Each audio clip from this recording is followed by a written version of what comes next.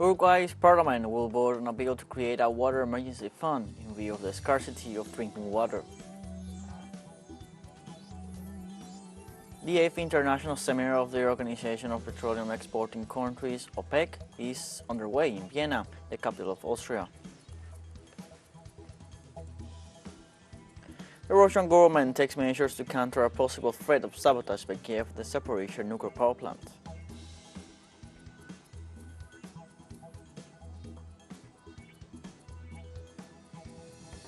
Hello, welcome to From the South. I'm Luis Alberto Matos from teleSUR studios in Havana, Cuba. We begin with the news. In Guatemala, on Tuesday, the electoral boards completed the first day of revision of the ballot papers ordered by the Constitutional Court. The departmental electoral boards of Huehuetenango, San Marcos, Quetzaltenango, Baja Verapaz, Petén, Totonicapán, and Relejuleu finished the procedure, and the remaining ones will continue on Wednesday. Some prosecutors have expressed dissatisfaction with the disparity of criteria, while the boards have denounced pressures and threats from the representatives of certain parties, but reaffirmed their commitment to protect the vote and comply with the court's instruction. Various groups in Haiti have rejected the proposal of UN Secretary General Antonio Guterres regarding a possible military intervention in the Caribbean country. According to Mario Joseph of the International Bureau of Lawyers, Guterres' attempt only seeks to strengthen the supremacy of imperialist countries, particularly the United States. Members of the Montana Agreement Monitor's Office reject the proposal because it will not solve the multidimensional crisis the country is suffering. Jacques Tessentic, a member of that office, affirms that technical assistance and the definitive rupture of alliances between rulers and criminal groups would alleviate the criminality problem. The summit of Mercosur presidents ended on Tuesday in Argentina with a firm stance on the demands of the European Union. The heads of state have ratified their interest in establishing trade relations with the European bloc, but not at any price. Especially Argentine President Alberto Fernandez, who has handed over the pro tempore presidency to Brazilian President Luis Inácio Lula da Silva, has reiterated that the region cannot be integrated into the world only as a supplier of raw materials, but as an exporter of processed products, a position that has been endorsed by the new president of the European Union, who has been elected as the new president of the bloc.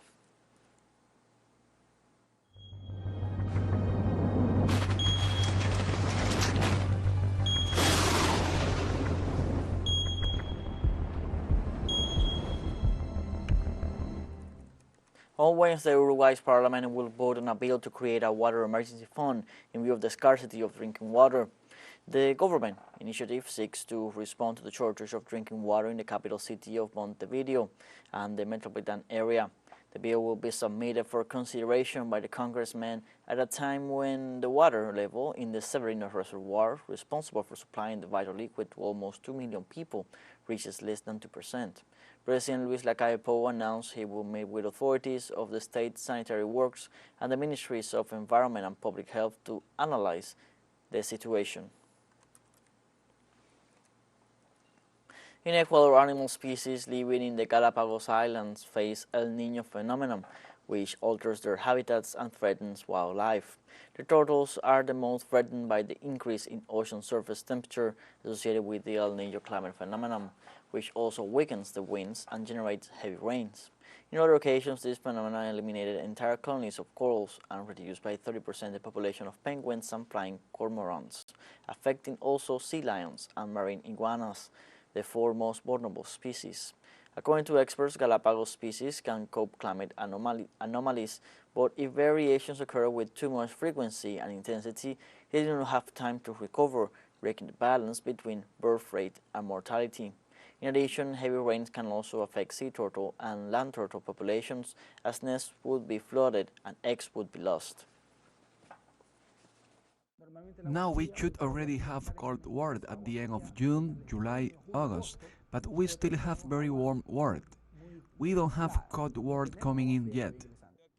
The simple change in sea temperature caused the algae to disappear, and the algae is the beginning of the food chain for all other sea animals, but mainly the iguana. In the United States, on Wednesday, 9 people were injured, including 2 minors, in a mass shooting in Washington, D.C. Metropolitan Police Department Deputy Chief Leslie Parsons reported the incident occurred in the midst of Independence Day celebrations and said that no arrests have been made so far. The report indicated all the victims have non-life-threatening injuries, among them a 9-year-old and a 17-year-old. Several victims were transported to local hospitals by the Colombian District Fire Department and Emergency Medical Services, while others came in there on their own. Parsons added, the U.S. is struggling with mass shootings and incidents of gun violence. There have been more than 340 mass shootings in the country so far in 2023, according to data collected by the Gun Violence Archive. Let's take a short break, but remember you can join us on TikTok at teleSUR English, where you will find news in different formats, news updates, and much more. All the stories coming up. Stay with us.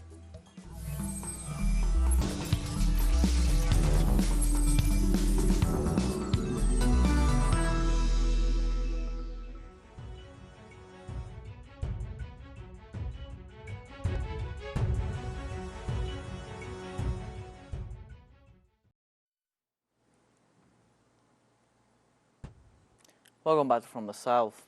Austria hosts the 8th International Seminar of the Organization of the Petroleum Exporting Countries. The 2-day seminar was inaugurated on Wednesday under the theme Towards a Sustainable and Inclusive Energy Transition. The event brings together ministers from OPEC member countries and other oil-producing and consuming nations, as well as representatives of oil and energy companies. Participants are set to address the key challenges facing the oil and energy industry, including climate change, policies, investment, technology and innovation, among others. During his inaugural speech, the Secretary General of OPEC, Haitham Al-Ghais of Kuwait, highlighted the role that oil plays in life and called for an energy transition, recalling that energy sustainability means balancing the needs of current and future generations. Sustainability and inclusivity are terms that are repeated so often. There's a risk we lose sight of their fundamental meaning. The concept of sustainability is essentially about balance. It relates to how we fulfill the needs of our current generations without compromising the needs of future generations, while ensuring a balance between the 3 pillars of sustainability: economic viability, environmental protection, and social equity. In this way, OPEC's Secretary General also stressed that pursuing technologies that allow for an emission-free future is one of the key issues to be discussed at the seminar. Billions of people depend on our commodity, oil, for daily life. This is an inescapable reality that warrants respect. That is why OPEC pursues market stability. Of course, as an industry, we want to ensure that we have an emissions-free future. Harnessing technologies that can do this will be one of the predominant themes of this seminar. However, oil is too central and fundamental for life just to stop. We recognize the reality and constantly strive to reduce our environmental footprint. We can all move towards a sustainable and inclusive energy transition. In Vienna, the first day of the 8th OPEC International Seminar concluded. Our special envoy to the event, Jorge Gestoso, has the details. Under the theme of Towards a Renewable and Inclusive Energy Transition, has finished the first day here in Vienna of the 8th International Seminar of OPEC. The participants are members of OPEC, but also members of countries that consume oil, and also the financial world, the economic world, talking about investors and talking about people that concern about the climate change and the renewable energies. Mostly those are the key members that are going to define the future of the energy in the coming not only months but in the coming decades.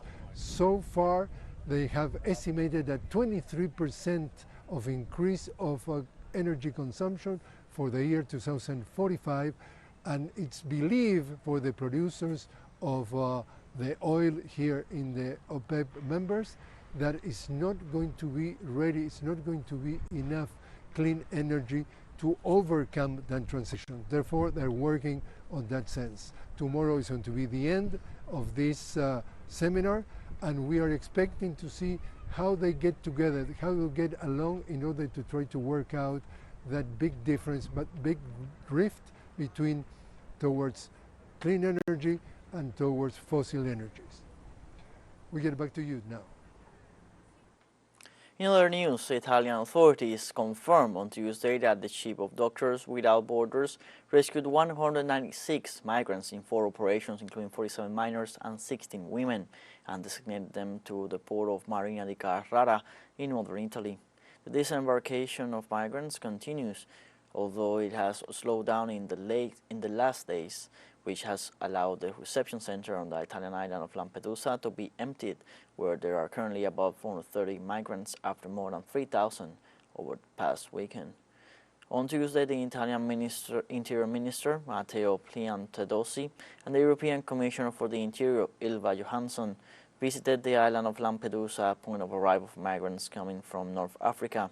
Johansson pointed out that Italy is one of the nations most affected by the continuous arrival of irregular migrants, acknowledging that this is not only a challenge, it is a European challenge.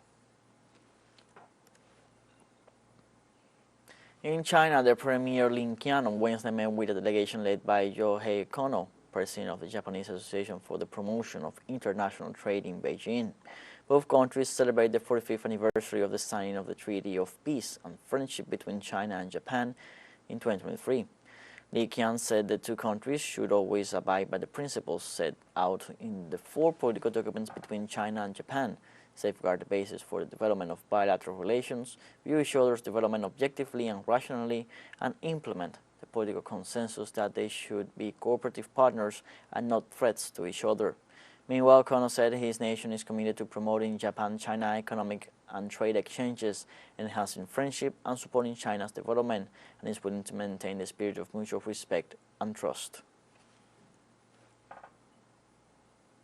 The United Nations International Atomic Energy Agency Chief Rafael Mariano Grossi toured Japan's tsunami-wrecked nuclear power plant on Wednesday, including some of the key facilities that will release treated radioactive water into the sea. Grossi pointed out the IAEA has the mission of preserve nuclear safety. Of course, the international safety standards, the international nuclear safety standards, are aimed precisely at avoiding any harmful effect on the water, the sediment, or the fish.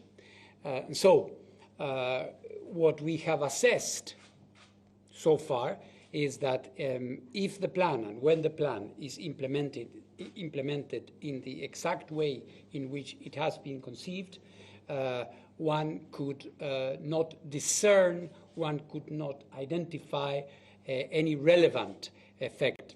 What is important is that the work between the operator here, the government, and the IAEA is unhindered, continues in a way that has no difficulties, that we are allowed to perform our activities without any problem, because what is clear is that the IAEA has one mission, is to preserve nuclear safety here. We do not take sides. Our side is the side of the nuclear safety. Whatever is needed, we are going to say. When there is a problem, we are going to say it. We have a second short break coming up, but before we invite you to visit our YouTube channel at teleSUR English, where you'll be able to re-watch our interviews, top stories, special broadcastings, and more. Hit the subscribe button and activate the notification bell to stay up to date on the world's most recent events. Final short break, don't go away.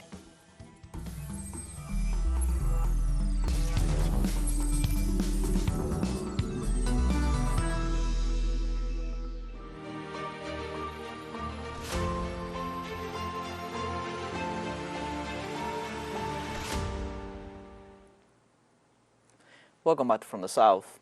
The Russian government takes measures to counter a possible threat of sabotage by Kiev at the Zaporizhzhia nuclear power plant. The spokesman of the Russian President, Dmitry Peskov, made the announcement without giving further details. The official also said that a sabotage of the nuclear power plant would be catastrophic. Peskov acknowledged that the tension between Russia and Ukraine increased due to this situation.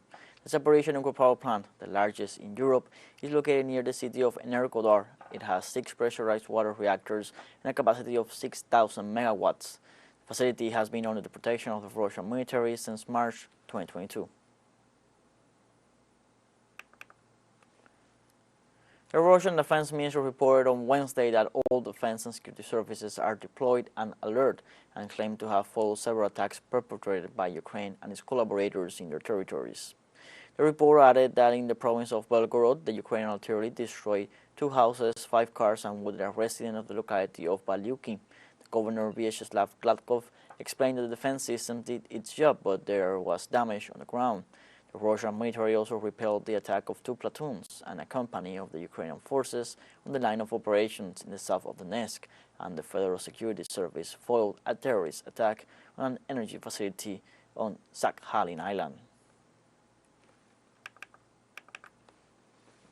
On Tuesday in Tunisia, hundreds of residents attacked immigrants and rallied in the streets, demanding their eviction, while Tunisian President Kais Saied called for restoring security in the city of Sfax.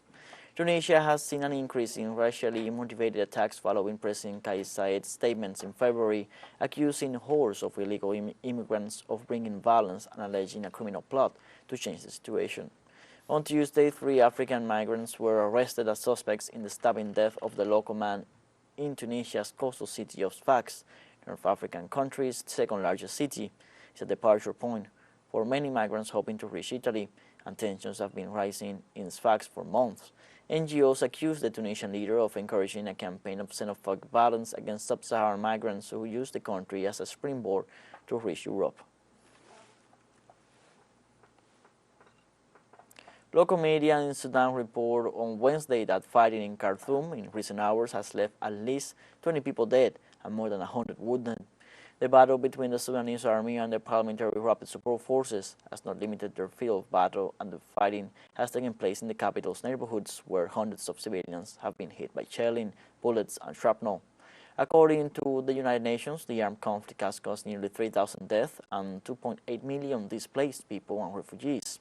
The conflict broke out due to disputes between the army and the rapid support forces over an internationally backed plan for a transition to civilian rule 4 years after the overthrow of long-ruling leader Omar al-Bashir during a popular uprising. After 2 days of bombardments and raids, the Israeli occupying forces ended the operation in the Jenin camp, leaving 13 Palestinians killed, including 3 children, as part of the toll. The Israeli forces justified the Garden House operation as a broad anti-terrorist effort to disband the Jenin Brigade. The military incursion, the largest since the Second Intifada, has led thousands of families to leave the refugee camp, which has been completely cut off from water and electricity supplies. Monsters stood up. Our women are holding still. Our elders and our children, all the Jenin camp is holding on. At the end, we have a cause and a homeland, and all the bloodshed is considered a sacrifice for the homeland and for our cause. All this destruction can be fixed, God willing, and as we say, souls are what matter. Our children are well, and God have mercy on the martyrs' souls, which are considered a torch that lights our way. We have come to the end of this news briefing, and you can find these and many other stories on our website, telesurenglish.net. Also join us on social media, Facebook, Twitter, Instagram, Telegram, and TikTok. For TeleSUR English, I'm Luis Alberto Matos. Thank you for watching.